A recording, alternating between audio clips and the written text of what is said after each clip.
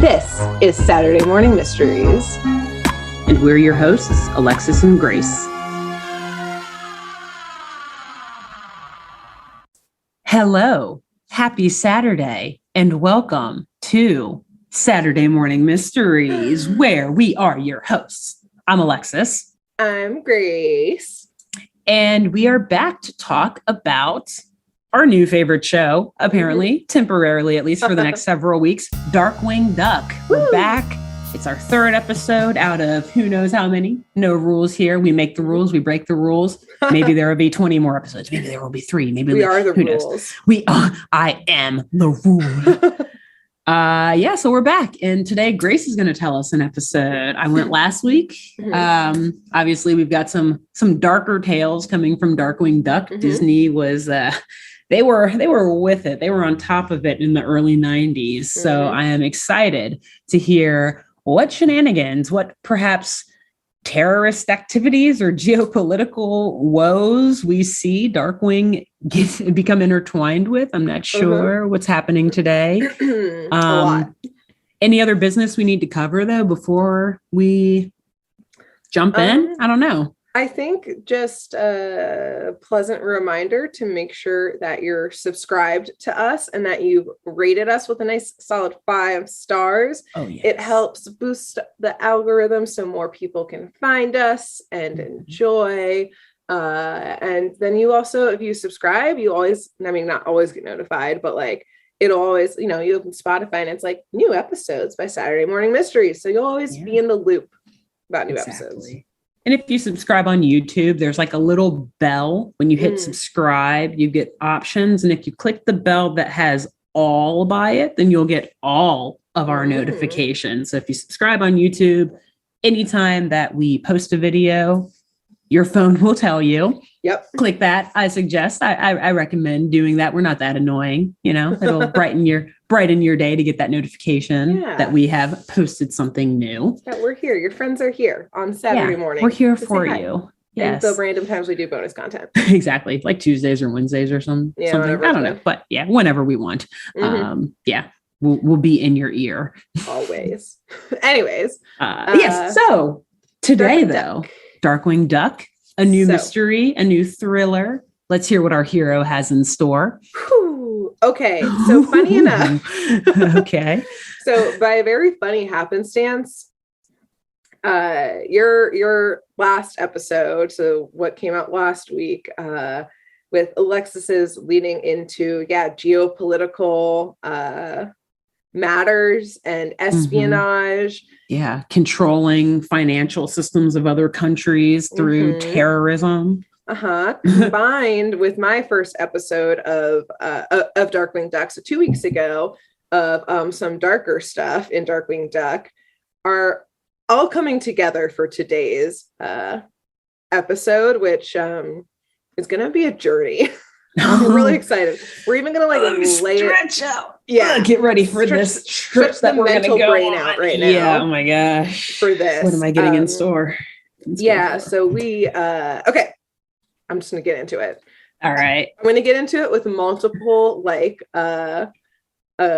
caveats prior to getting into this episode today. Disclaimers. Yes. Like red exclamation points flying over the screen right now or through your headphones. Yep. So first, I want to point out that I think today is going to be actually one of our most complex crimes yet. Because on the surface, it seems simple, although disconcerting because it starts real fucking dark that I'm surprised Disney included.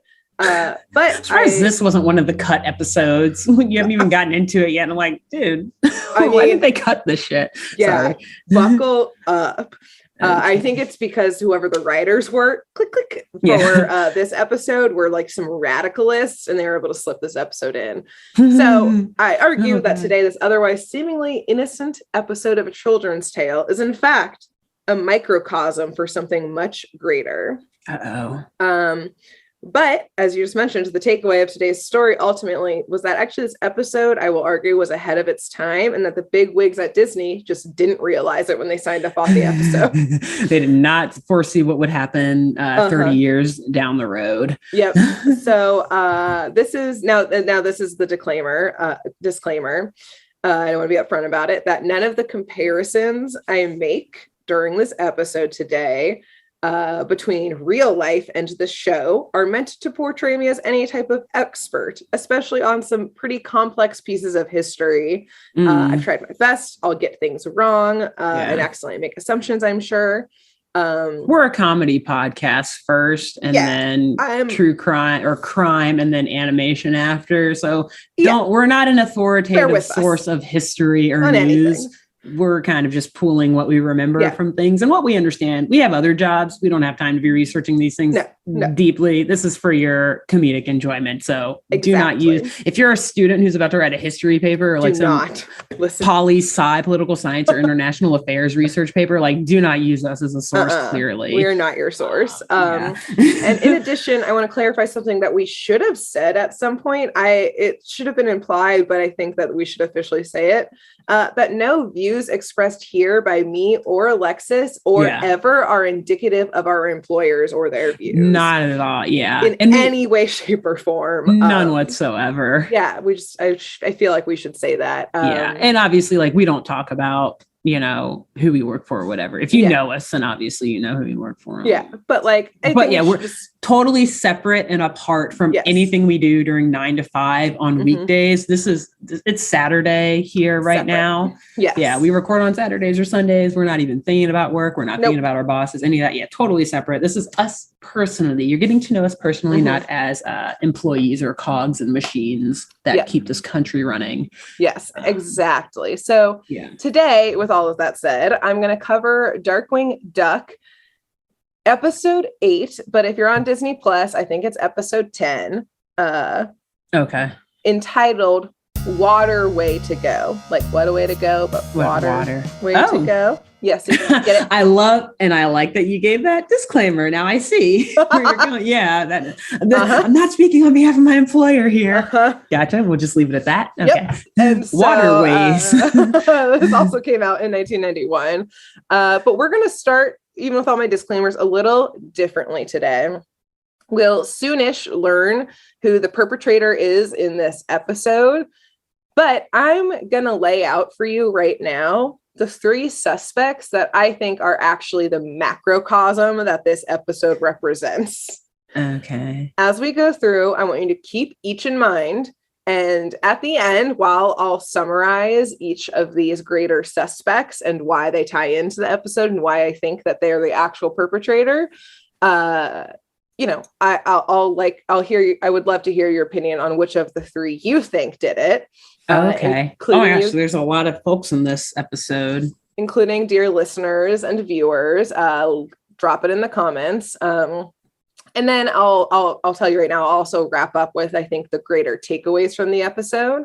And really this comes from I see these 3 things as driving the episode, and I couldn't pick which one actually was the main cause. So you're ready for my 3 real subjects, my themed subjects? Yeah, I think. So I think in today's episode, the true perpetrators behind the actual criminals are either capitalism, the fossil fuel industry, or U.S. foreign policy and international intervention. So capitalism is all 3 culprits. Now you see why I started off with the disclaimer. Yes. Oh, shit. Oh God, do not get me in trouble. Great. Don't get either of us in trouble. All right, let's hear it. Let's hear how capitalism, the fossil fuel, US military intervention, private actors, what happened? Tell me about today's episode. Let's begin. Yes. So our story today begins in Shush headquarters, which, yes, as a reminder from our episode, our new favorite spy agency. Yep. Last week, where Alexis explained to us that Shush is essentially the intelligence agency of St. Canard. It's kind of easiest if you think of them as the CIA essentially, like we said in our last episode, they have agents of all varieties and all kinds working on cases that span not just the streets of St. Canard and presumably America, but the world. And if we're going to compare them to the CIA, which I will be, yes, we can perhaps assume there are scenarios in which they are actively called into international incidents, and others, some other times they're unwelcome guests in international incidents, just like they probably are now in this podcast, for me even saying that. The FBI and the CIA are both monitoring our account. Maybe that explains that funny, interesting email we got earlier this week. We won't talk about it, but yes. I was thinking that, like, oh shit, they really are in our account. Yep. You mentioned piracy once. And now they're really doubling down now that I've officially talked about them. Yeah. So now DW, as we explained last episode, is Darkwing Duck is essentially like a government contractor to Shush. Yes. So when the Shush agents aren't able to get the job done, they call in to DW, to the dismay of some at HQ, at Shush HQ. Vladimir Grizklov, whatever his last name was. Grizz, as we call him. Yes, as we saw in last episode. Basically, I kind of see like Darkwing Duck as like Shush's, we said it last episode, like off the books kind of guy. Again, the Blackwater government contractor situation. So despite the somewhat shady relationship between Shush and DW, as well as the operations of Shush themselves in international matters, the situation which this episode surrounds, I will say, is consensual between like Shush and the country in which we will be traveling to. We're leaving St. Canard borders. Okay. We are leaving the continent even. Yeah. We are going full international today. But the country involved has been receiving active threats against their safety and the safety of their people. And they've been actively harmed by an aggressor. And so they sought out Shush's help. They didn't have the resources to have their own international agency. So they did go out and seek Shush and call them in. So the international situation seems to be going like very badly, even under Shush's watch, because they like cannot control the situation any longer. And the current situation in which Shush is calling in DW because it's gotten out of control. And the show explicitly says this, is that the situation has led to the death of 24 Shush agents. They straight up say death. They say that. They full on say 24 agents have died. Okay, sorry. I don't know if people have listened to the past couple episodes of us talking about Darkwing Duck, or if maybe you tuned out very briefly at the beginning of this. This is a Disney show, you guys. Yeah. This is Disney. This is a Disney show. Disney was 1991. Different. And this was like a daytime show. This was not like Disney trying to be edgy. Or this was before Disney did like now, if you turn on Disney Plus, you can see some violent stuff. They just put some Marvel stuff on there that's violent. But this is 30 years ago. Yeah. Oh my God, children's show. Straight up saying that 24 agents have been killed. Okay. Yeah. And it wasn't like the Disney trope where it's like one or both parents of my parents are dead and I'm a princess, so I go stronger. Like, no, it's just these are political. Like 24 dead ducks, like international ducks. Why 24? I don't know. 24, Jack Bauer's going to pop up. So, yeah, I just totally remembered your obsession with that show. Bonus content. Oh, sorry. My God. Shout out. I hope Paige is listening and has heard of this podcast. Shout out to her and my love of 24. Yes. Okay. No, quick side story. Yeah, I took it there. On the road. Yeah, loved 24. I have so many side stories about 24. Yeah. You know what? No, it's going to be a bonus content. Yeah, I'm sorry. I shouldn't have done that. We're going to, for you now, because I didn't watch, the only times I ever watched 24 was with you for the most part. But now, because I know you have so much to say about that show, and we have a lot of nostalgia surrounded around that show. It's not animated. Hey, that's a crime thing though, so it's fair game for this podcast. True. Bonus content coming about 24 in the coming months. I need a break now to continue this episode. So sorry. But somewhat relevant because it does have to deal with international incidents. So we learn like the 23 before him, the latest agent, has also died by drowning. So they also say how they fucking died, which is by drowning.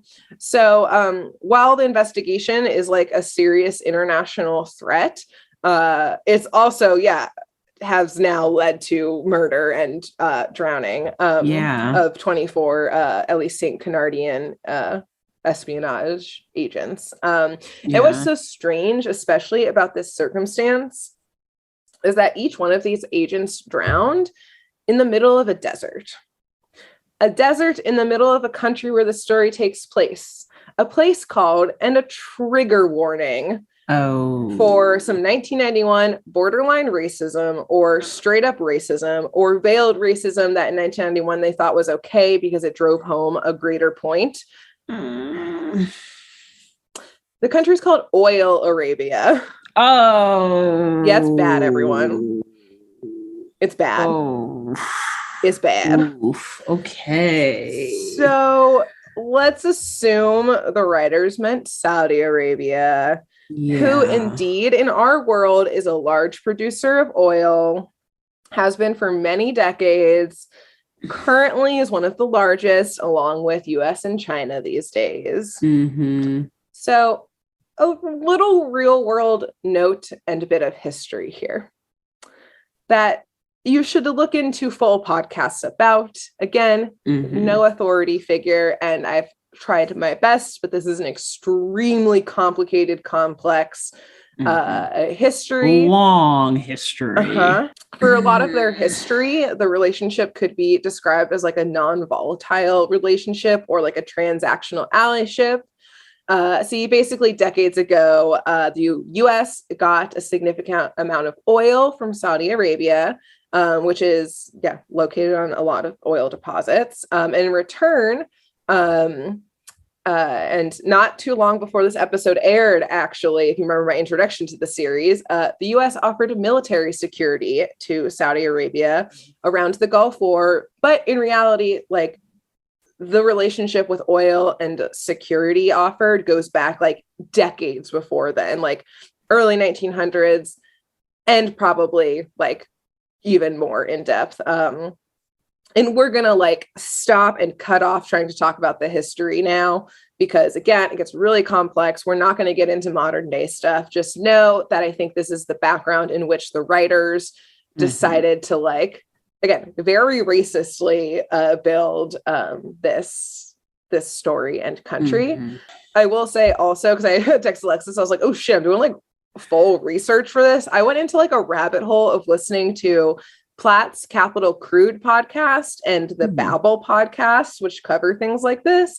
And I highly recommend, especially Babel. Capital Crude is more about like oil markets and stuff, so it can get economics can get real wonky. Babel is really fantastic and is more about looking at some within the whole Middle East geopolitical history and modern stuff. So highly recommend those. And obviously Wikipedia.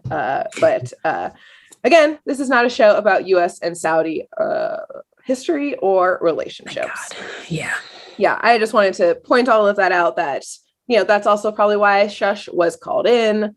The relationship was there. Consensually called in, et cetera, et cetera.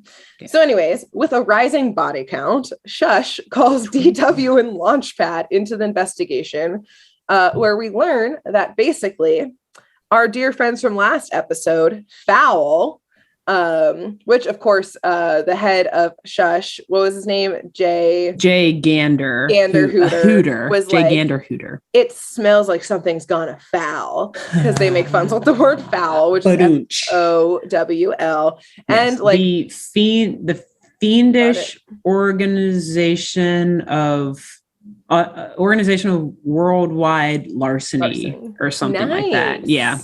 I only know because I literally just talked about it. If this were like in 2 weeks, I would not. Anyway, whatever. So we learn that they know it's Fowl. Fowl's also been the ones killing the agents. And Fowl has been making threats to our fictional Saudi Arabia. And specifically, they've been making threats, attempting to take over oil production, again, outright killing agents, and starting to take just those verbal threats into actual like terrorist actions within the country's borders. It's geopolitical and intense right off the bat. And violent, yes. Yep. So Shush, again, calls in DW and Launchpad LP. They send them on their way immediately to go in country, where they land among, beautiful orange desert dunes that are stretching and rolling as far as the eye can see. You don't see any other structures, any other signs of life except for the desert dunes, until we kind of zoom in over to the population of the country, which it's kind of like up on a plateau, essentially, is kind of where like the palace and the city is. We're greeted right away with the royal family, and mainly the princess, who, like I said in my first episode, some of the female characters get the short end of the stick in these episodes. But she's definitely one of them. Like, I don't even know if they gave her a name. We just know she's the princess. But she is really excited to see Darkwing and Launchpad. She's heard that these are the guys to solve the problem. She's willing to supply them with like whatever they need to put an end to Fowl and help protect the country. Oil, the princess says, is all their country has, and their people depend on it. And here I would like to, for the record, insert a sigh from me, but I will refrain from unpacking that statement and explaining what a just transition is and why we don't need to be dependent on fossil fuels, dear princess. But I will refrain for the time being. Okay, yeah. Anyway, bonus? No, that won't even be bonus content. No. That's just something Grace and I will talk about off camera or off recording, exactly. Venting about to each other. Yep. Sorry, you guys will never hear our thoughts on this. So the country is positioned, like I said, up on this like high plateau, and it's surrounded by like enormous oil rigs, just like fucking everywhere. Like the deserts, dunes, like 10 feet from the palace building are just like the oil rigs. Oh my gosh. It's like that is their skyline. Yeah. So they're like really trying to be like, oil is all our country has type of thing. There's no diversification of this economy at all. And as soon as DW and Launchpad basically step off of the plane, or, they're cool ass shaped like a duck plane. Maybe LP finally is flying something in this show. Nope. Darkwing was totally flying it, wasn't he? He was, but only because a whole side plot that I don't get into at all during this episode is that Launchpad's like, I'm tired of being the sidekick. I want to be the hero. And so DW's like, fine. And then Launchpad's like, that means you have to fly the ship and carry the bags. So, oh, wow. That's, I did full disclosure. I've not seen this episode. Yeah, I just randomly brought that up, and wow, okay. Nope. He's putting his foot down. He's like, I'm done with this shit. Yeah, you carry the bags. Over it. Yeah. So as soon as they arrive and greet the princess, as if they didn't need further reminding that the threats from Fowl were real and dangerous, they find and just see sitting out in the open what's called a mega blaster fissure bomb, which I think is just a really big bomb. And like, I would also totally name a bomb that. Mega, I guess, just all the fun words. Yeah, they just looked up different names for like bombs and what bombs do, I guess. They can blast, they can create fissures. They're mega. Mega. And so they're able to dismantle it, but it was positioned like right at the base of one of the oil rigs. So Fowl is even like ready to like destroy what they need to like take down this country. So again, luckily they dismantle it to avoid disaster. And the princess explains that, like was mentioned in kind of the dossier, the threats have been turning into outright attacks and growing more and more audacious. So there's like not really time to lose. Like clearly like bombs have just been placed in the country. So DW and LP. Christ. Yeah, it is. This is intense. And it just goes this episode. So DW and LP hit the desert dunes on camelback. As a quick note, because actually it's great that you mentioned the side plot, because I again didn't write all this stuff in, but now that we've mentioned it, I will mention it. That like DW is like just on the hump of a camel, like fucking miserable, but because LP is like thought to be the hero by the princess, he is like on top of the camel, but he's in like essentially like it's as if they took the backseat of like a white Cadillac lined with gold and like knocked off the like trunk into the front and just put walls on it and then put that on top of the camel. Like what you see, like what is it like called, like Maharajas or whatever, on top, but it's of like a Cadillac. Yeah. It's like a white caddy. Shaped like a car. Yeah, straight up a car. And so like LP's in there like living the dream, like he's listening to his like Walkman and like that kind of stuff, just like chilling. His Walkman, which is very funny. But so DW, I guess, hears LP doesn't. Again, the darkness of this episode of whatever writer was going through it, that where they're headed to right now in the desert is, and I quote, the scene of the last agent's body. Like they're going to check out the murder scene. Dead. Yeah. Holy. Yeah. So like full on like talking about murder in this Disney show. Do you think this show, sorry, very, very quick side tangent. Do you think this show was like trying to encourage our generation to like go into like foreign service type of work, like we'll talk exciting about it us about? Okay, cool. I'll stop right there then. Keep going. Yeah, I'll put a pin in that thought. I think this episode had much more implications that, again, the bigwigs at Disney did not realize when they signed like some of it, like this stuff was going on in the 90s. Like you said, the Gulf War, and the United States has been trying to get oil from other countries for a long time. So like some of that was already happening, but yeah, maybe there were some unforeseen historical consequences that made this a little too real for our generation. Okay.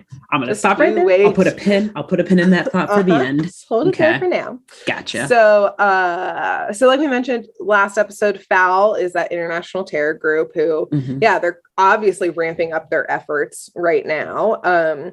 And they kind of have, like similar, like contracted out agents. And so we see the agent, I guess, who's leading this current effort to try and take over the oil production in this country.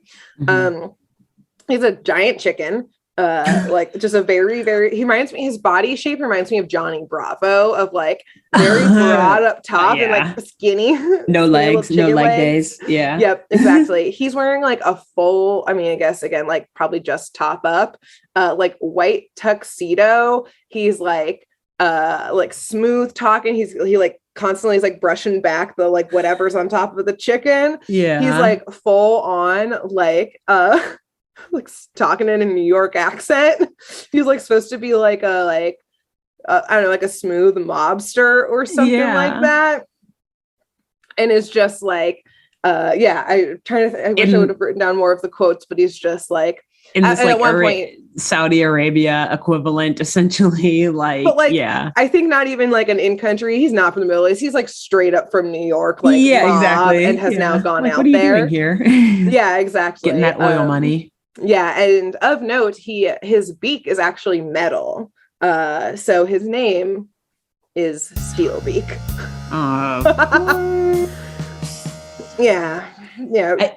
Subpar naming. I bet they came up with the name before the character. And they're like, oh shit, now we have to give him a metal beak. That's going to look weird. Oh, well, name's too good. Stick with it. Steelbeak. Done. Steelbeak. Oh, that's not, well, no questions asked. Great. Love the name. Yep. So, so we learn that, this is another large, grand, complex scheme by FOUL, because what power is stronger than gold? Friendship. Sometimes. Oh.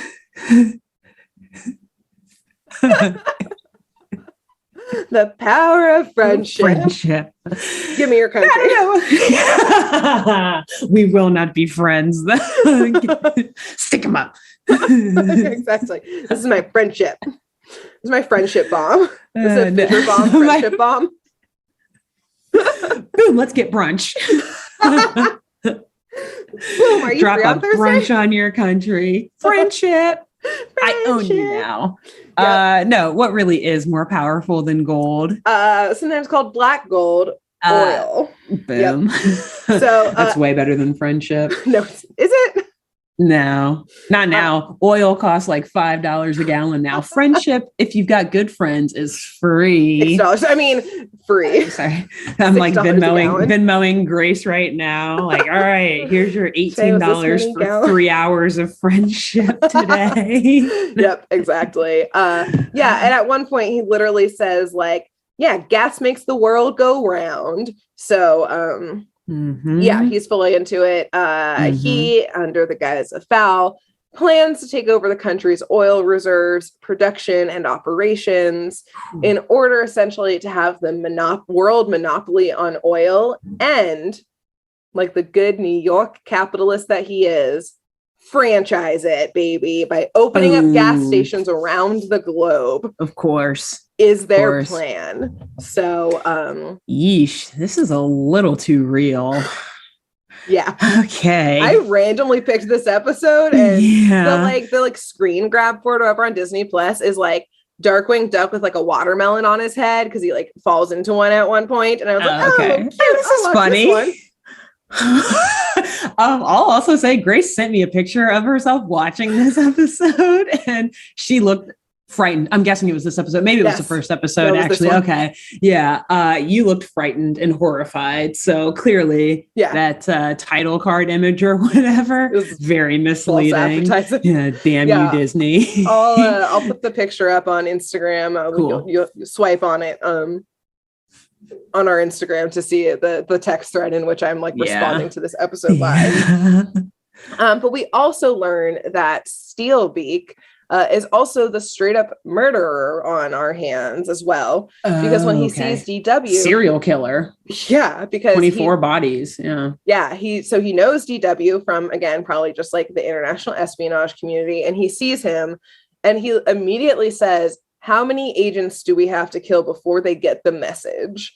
So again, got it. I got the message. Was his admission. Yeah. I got the message, Steelbeak. Got it. You're killing people.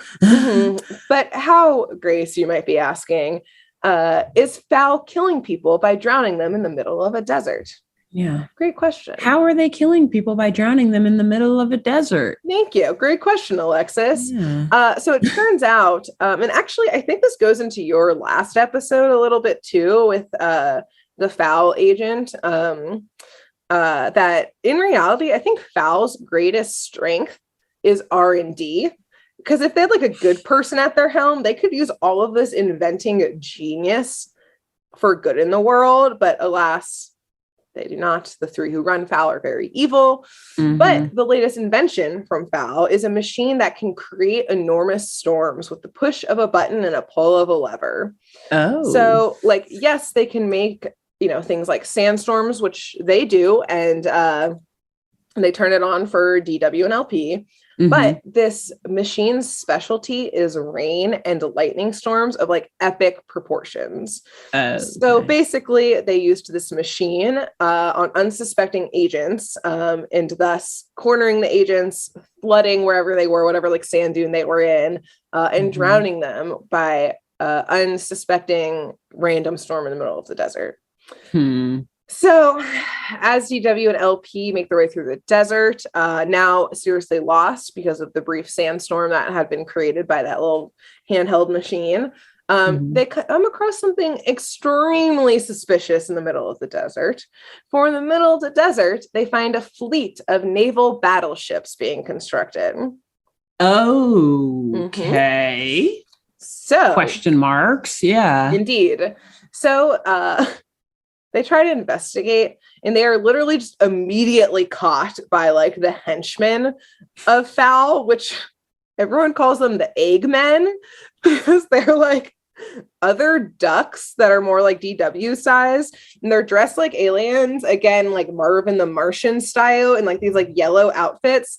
And then you only see like their beaks because they have on like white like helmets that like look like little like egg topper, like the top half of an egg is like their little helmets. And on occasion they have what looks like a Donald Duck like cap on top of the helmet too. I don't know. It makes no sense. It's supposed to be intimidating. Yeah. Like, I don't know if I should like go in for a hug and an autograph or like run in fear for my life. Yeah. It's incredibly unclear. And especially because again, the vibe of Steelbeak is like the old, like Rat Pack era, like New York gangster type of thing. Yes, and then just back. Like, yeah. And then did he have little, like a red flower anywhere on?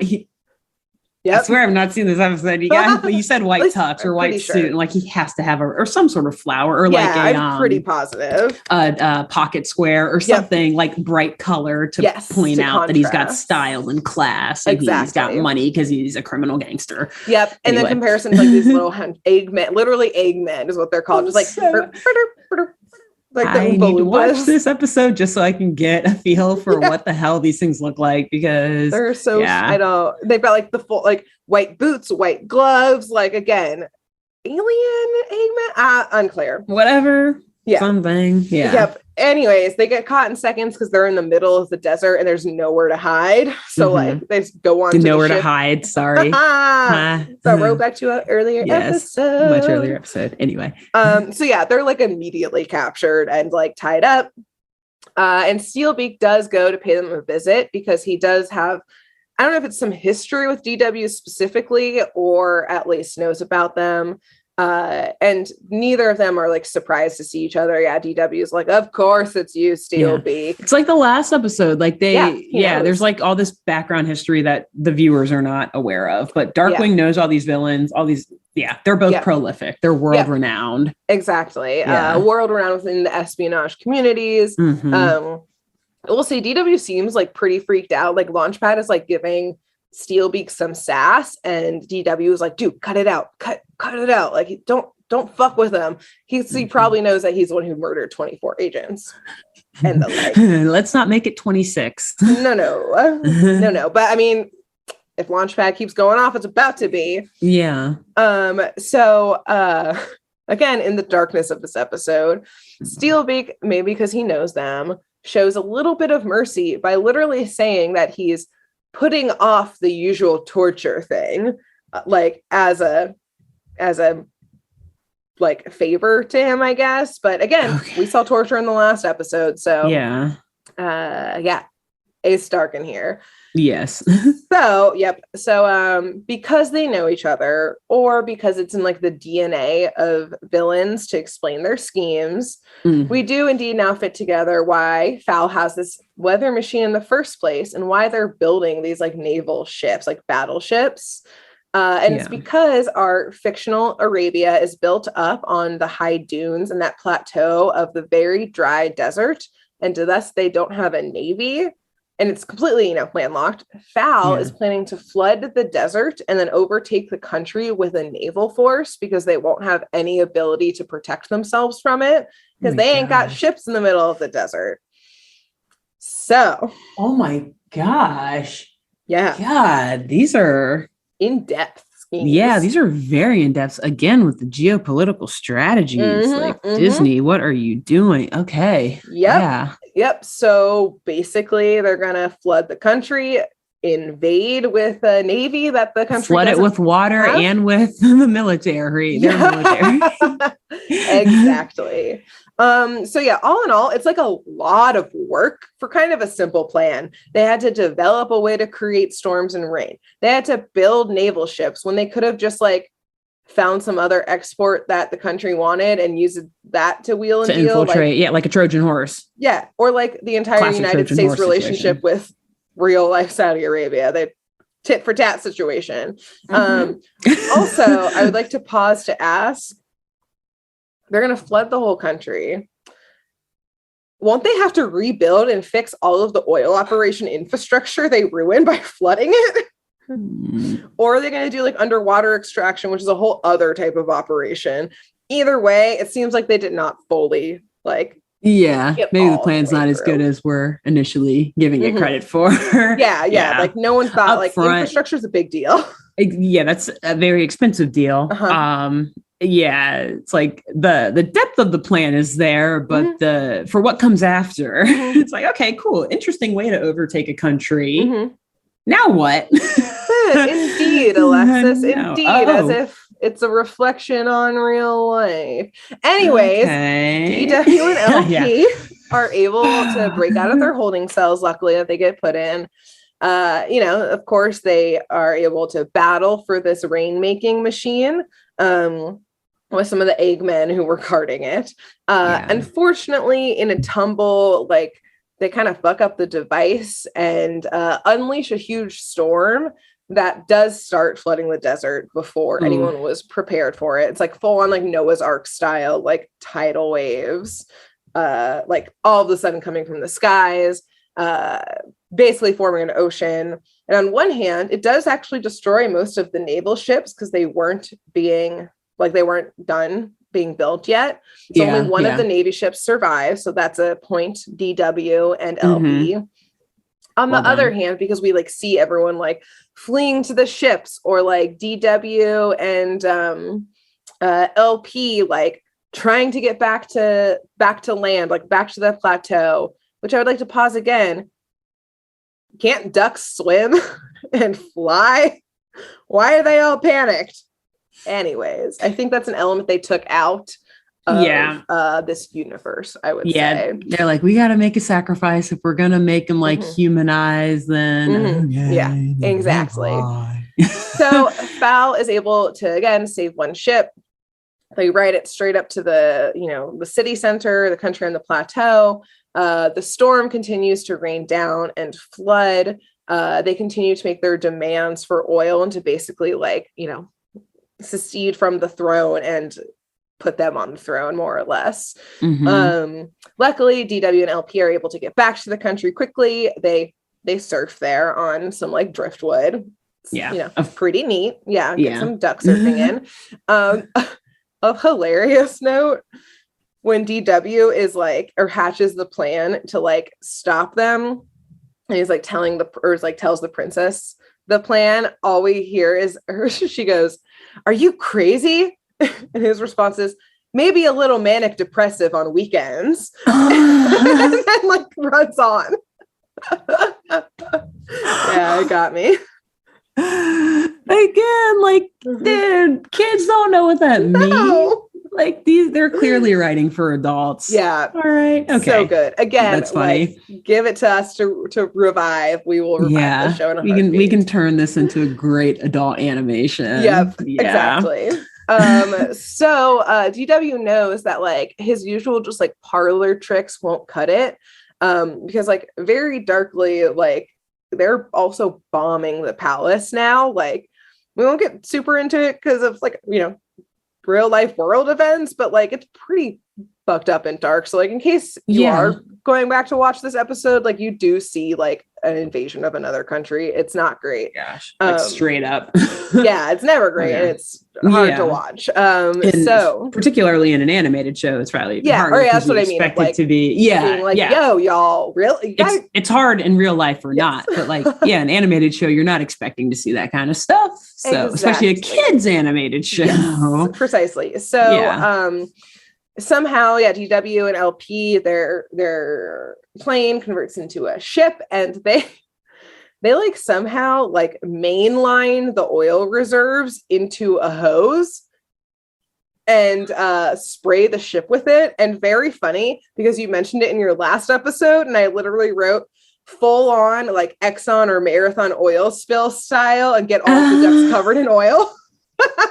And last episode we brought up Dawn and how Dawn's used to clean sea creatures and ducks when oil spills happen. Let me just say, the perfect chemistry of this podcasting duo right here. We do not talk about the episodes that we're going to do before we do them, and we don't The most we did, the most we did before this is like, okay, should we introduce Darkwing Duck as a whole before we jump into it? Like, we did not talk about the actual plots. Nope. Anyway, sorry. Yep, always just on the same page. Little like shoulder, dust off the shoulders. Just talk about how great this always ends up being when we do not plan these coincidences out whatsoever. Yep, exactly. So go back and listen to last week's episode if you're like, what the hell are they talking about? We made a clear connection between these two episodes. And again, further proof that, hey, we could take this, we could spin it into a modern day story. Just saying, tie all this stuff together. We're doing it here and we're only 3 episodes in.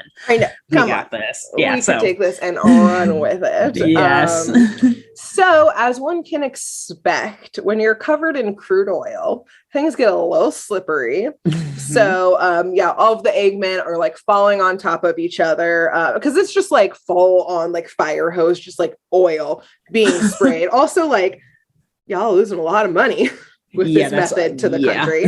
Anyway, several barrels wasted. Yeah, it's probably worth it though, I guess. So the steel beak, the rain machine kind of falls out of his hands and he's like slipping and sliding to get it back. And while this is happening, the classic like, oh, trying to catch it. Hear like the slippery noises.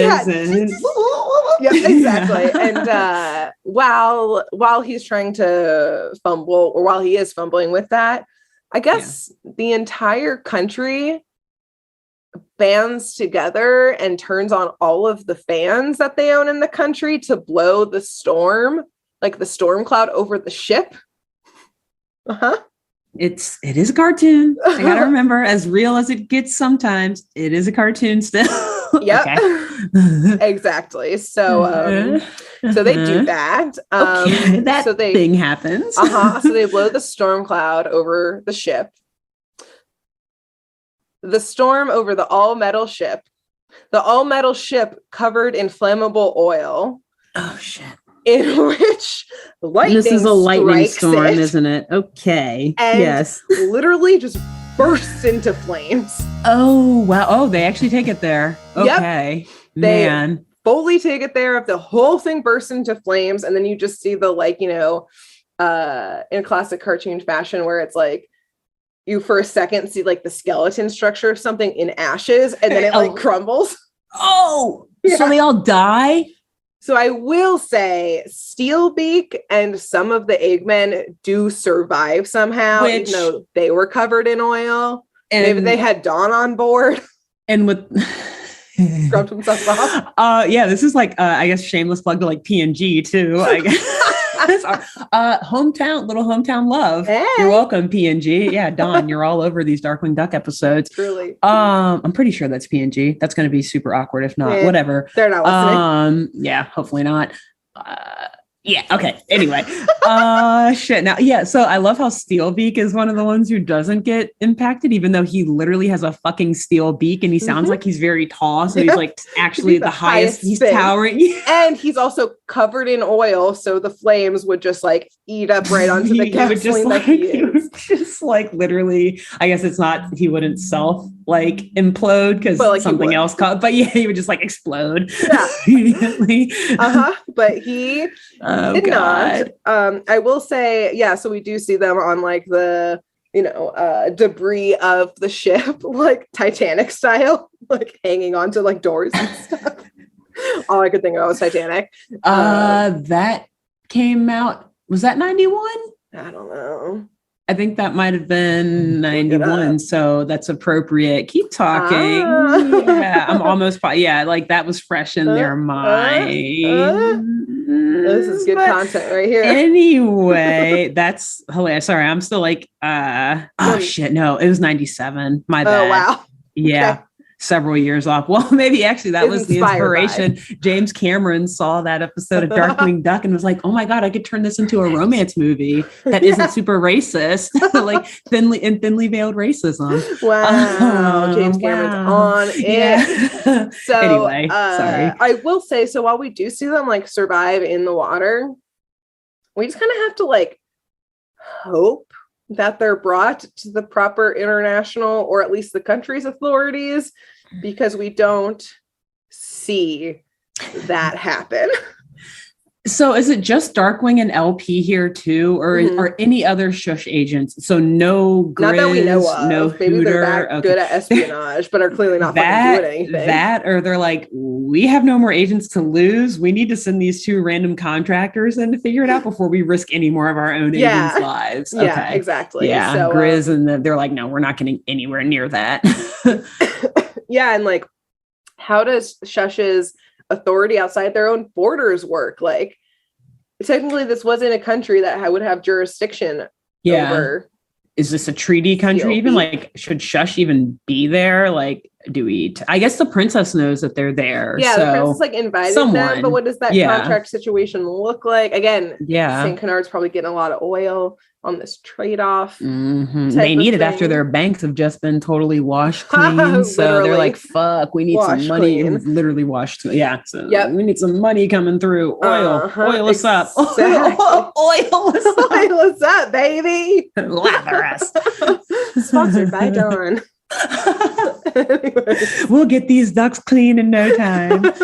We'll put on some like sad Sarah McLachlan, like Touched by an Angel song in the background while we clean the ducks. As if like, I'm sure Dawn uses fossil fuels somewhere in its supply chain, and P&G probably isn't the most green company. So they're like, we saved all of the ducks. Don't look at the rest of our / we invest in the oil company that caused it. Yeah. I mean, if nothing else, the container is plastic. That's petroleum. That's But at least they did help some ducks. Yeah. Oh yeah. The ducks though. Those ducks. Those ducks. So we're gonna get in trouble. Let's keep moving. That is where our episode ends. Oh, okay. And this is where I would like to make the case for what, again, I think is the real culprit behind this episode today, which has a lot of layers to it, like an onion.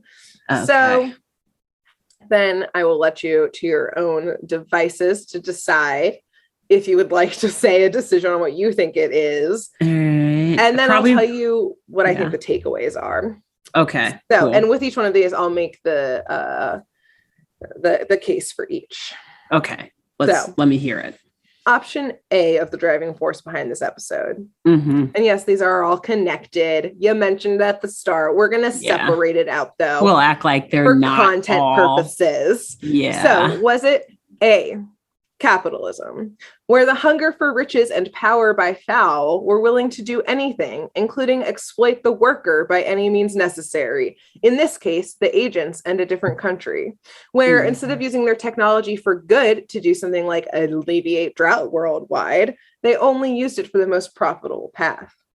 B, the fossil fuel industry, where the harms of fossil fuels were well known by those in charge, but greed drove them to just steamroll ahead just to fill their pockets. In this case, Fowl is literally any oil executive who doesn't care about their worker or the environment and is literally creating extreme weather events that we see in climate change. C, U.S. military intervention, or again, U.S. foreign military policy. Industrial complex. Yeah. Either way, where the U.S. offers its quote unquote services to countries only which they can reap some other benefit. Where here we either explicitly become involved or involve ourselves unofficially by means of physical presence, supplies, or otherwise in order to obtain something we want. In this case, Shush offers services to fend off an aggressor so we can keep the leader in power who is friendly to us. Or D, all of the above. Yeah, let's get my guessing. let me put it this way. I'm going to say that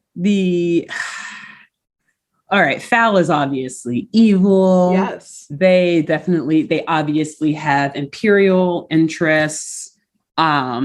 It does not seem Fowl is tied to like any one country. Correct. So perhaps it is truly a worldwide global syndicate. So I don't know if like any one country is trying to overpower another. Rather, it's just like this grouping of evil people coming together and trying to like control. Exactly. So perhaps they still want each country to have its own sovereignty. They also just want to be like pulling the strings of that country, as similarly to, like you said, certain countries insert themselves in issues so that they can get a political leader in charge who is friendly to them. Foul is just like that. Probably they want to puppet strings over whatever oil producing or financially strong countries they can puppet string over. That being said, though, the knowledge of such a dangerous worldwide organization could lead a country or city like Saint Canard. No other country I can think of besides Saint Canard. To then, have its military industrial complex see a profit-making opportunity under the guise of help, peace and help. I won't say other trigger or buzzwords. Nope.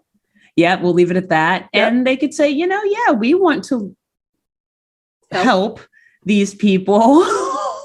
These things happen, unfortunately. And Canard is a wild place. Yes. I alluded at the beginning, like they're all 3 in 1. This is a package deal. These 3 things are not. Yeah. So I'm going to go for D. Like in some way, I think everyone had something to gain. There was obviously a lot to be lost from Foul and from Shush and carrying out these plots and trying to foil. So yeah, I like all 3/4 of your options. I think, definitely big oil is like an instant, 'cause they don't care. Like they'll partner with whoever, and I will use a straight up historical fact here. So in this sense, like I'm not, no appearance of misconduct on my part, but literally during World War II, American companies, particularly in the automobile industry and the oil industry, like they worked with the Nazis very heavily. It took a very long time for FDR to finally intervene in World War II. And it was only when he was like, all right, y'all, we're doing, and again, I'm not a historian. Don't take me like at face value. I've read some books. I've watched a lot of documentaries. It's just what I picked up from it. It wasn't until he was like, all right, y'all, we're like full force going to send our troops in there for support to the French. And exactly. That's when like Henry Ford and like Texaco Oil, which is now Chevron, I believe, were like, okay, fine. We'll stop selling stuff to the Nazis. Fine. Yeah. So I mean, we're not going to make that money from fueling the Nazis' tanks. So there is actually a very unfortunate history, and now things have changed. Actually, like, yes, I'm not like simping for corporations here, but if you look at the current war that's going on, corporations are definitely responding better than they have in the past. But there is historical precedent, like on record, of corporations like milking both sides of a war. War profiteering is a very true thing. Disaster capitalism is a true concept. Yes. Like look at with the coronavirus, a lot of companies were like, oh, we can make some money off of this. Yeah. So it happens. I'm keeping it real. Yeah. I'm not trying to seem too impartial here. Like I am a human with real beliefs. There's a little bit of free speech that I am allowed to exercise in light of things. So yeah, I would not be surprised if Big Oil was on both sides of this, working with Foul and Shush.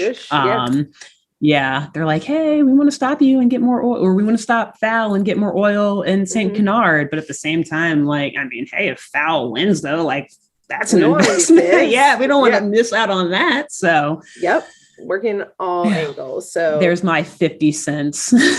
So D, all of the above. D, all of the above. Primarily A was the oil companies. I think you capitalism. Said A was okay. Yeah. D, all of the above.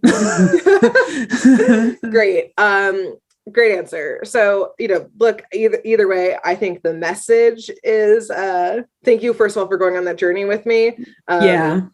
It was, again, a multi-layered episode. And I'll be totally honest, when I first started watching this episode, I was like kind of getting not pissed, but I was like, what the hell? Because I thought it was about to be like an episode about like a pro-oil propaganda episode of like, it's saving us or some shit like that.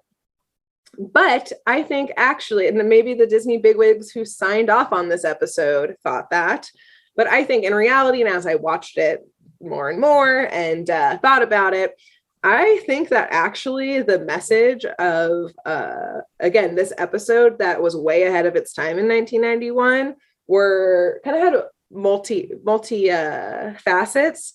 And like you mentioned earlier, led to influencing an entire generation, because what is like the millennials like generational crisis is set, I mean, a lot of them, but a very large one that other generations had not yet experienced is climate change. Yeah. So let me get on my soapbox here real quick. I think the episode takeaways are that the writers were trying to say, don't be dependent on fossil fuels, support a just transition movement, which I mentioned it briefly earlier, but essentially it's moving away from fossil fuels with the fossil fuel community instead of just leaving them behind. Oh, yeah. Or saying something like, oh, well, oil and gas job is equivalent to like building solar panels. Like in reality, you're going to get paid more in the fossil fuel job right now. That's kept up your community forever. So just transition is creating permanent, sustainable, very well paying jobs and trainings and having community input. I also think maybe a takeaway, just throw it in there, vote. That seems like a good one. And then maybe like eat the rich ? Unsure, but there we are, folks. Yeah. Don't just tax the rich, like chomp chomp. Don't get me started. Maybe one day in another life we'll have a political no, we won't. We'll just keep grumbling to ourselves about politics. Exactly. Yeah. So that was today's episode. This is why I sent you that text where my face was just like, y'all, and what have I done? I hope maybe you will actually like post that on our Instagram. Yeah, that whole thread. Because Grace sent me a picture. I was like, what the fuck episode is she watching? Okay? I wanted to ask, but I was like, no, I am so excited to record now because what episode could give her? Like, she looked terrified, y'all. You'll see. Yeah. It's like, hilarious. Follow us on Instagram at @SatMournMist and or on Twitter at @SatMournMist, whatever. I was just like, how do I even approach this episode with like the geopolitical, environmental, like all of these implications? And I was just like, let's fuck around and find out. We're going to lean into it. And that's what we did. We found out, we fucked around and we found out. Oh, yeah. So definitely this show is making me realize Disney was trying to apparently lead us all into a life of like either foreign service or like, what's the responsible like statecraft and like statesmanship, like be good diplomats, like go out and actually like make the world better. Don't do the things that these villains are doing. Past. Don't be foul. Honestly, maybe don't even be shush. Like really try to solve the world's problems. Have your own path, create a whole new system. You're using very complex terms too. I mean, like these are, again, I'm still like, I'm floored over the whole idea of like having that naval like intervention or whatever. Like, oh my God, this is a landlocked country. If we flood them, which also like what, well, that's right. They were building the ships in the desert. It was like, what? So they flood it and then like fly naval tankers. And they were building it there so they would just lift up like a little bathtub with a little toy duck in it. Cute. That's like a lot of rain. Just naval ships with like cannons. They were like, like guns, like the like landers on them, so planes can like land like fighter jets. Oh my God, it's so cute. So precious. So this episode was a whirlwind. Great job. Wow. Really great. That was everyone. I was worried. Like I said, she gave me some forewarning on this one and how intense it would get. And I was not expecting it to go there. I was thinking maybe another murder case, like a la Professor Bushroot in your first Darkwing Duck episd. But don't worry. There's 24 of them. Yeah, there was literally 12 times, I think, as many murders as the first episode or something like that. So that's it went great. Great job. Wow. Well, on that note, who should they tell about this very uplifting podcast? Wow. Yeah. On that note, I would say we talked a lot about fire hoses, at least today, I guess between this and the last episode I did. So go visit your local fire station. I know they usually do like visitor tours and stuff, and go in there, be nice, maybe bring them a meal. Say hi, thank you for your service. You're XYZ city's bravest. We love you. And yeah, tell them, in between fighting fires, if you need a laugh, you want to listen to two idiot millennial women talk about cartoons, things that cartoons represent that they know nothing fucking about. Check out Saturday Morning Mysteries. Nice. Tell them. Wow, great suggestion. And I think beyond just going to the firehouse, I think when you hear the bell ring, you see them going down the pole, just, hop on the back of the truck, go to the fire, and the family that's running out of the home, or the office workers running from the office on fire, tell everyone who runs out of the burning building about Saturday Morning Mysteries. As the firemen get to work, like, I'm so sorry for the loss of this building. Have you heard of Saturday Morning Mysteries? I just imagine like a whole crowd of people like fleeing, screaming, like, oh my God, this is so bad too. We're already going to hell, whatever. Like, oh my God, we're all going to die or burn our building. And you're just like handing out flyers on the street, like, excuse me, ma'am, is that more missed? No, I can. Next time I'll get here, sir. He seems to be in a rush. No, child crying here.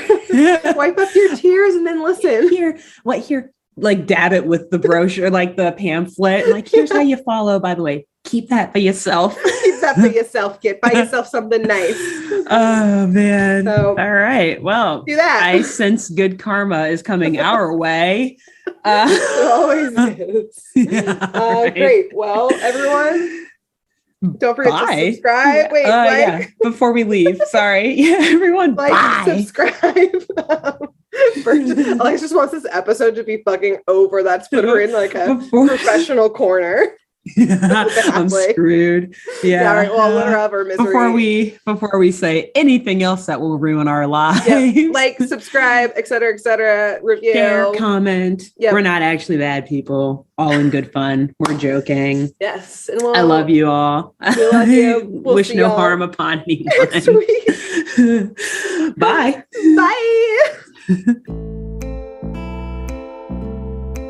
Thanks for tuning in to Saturday Morning Mysteries. If you enjoyed this episode, please share, rate, review, leave us a like, and drop a comment. We post episodes every Saturday and bonus tune tangents whenever we feel like it. So please subscribe so you don't miss the shenanigans. And if you want to follow us on YouTube, click the bell under the YouTube subscribe button to receive notifications when new videos are posted. And if you want to subscribe to the podcast, we have no idea what you're listening to us on, so just hit the big subscribe button on whatever app you're using. We believe in you. Give us a follow on Twitter and Instagram at SatmornMist, all the abreves, and let us know if you have any episode or show requests by emailing SaturdayMorningMysteries@gmail.com. Thanks to Jenna Kendall for the logo design and to Ava Sakiki for the music used during this week's episode. See y'all groovy kids next week on Saturday Morning Mysteries.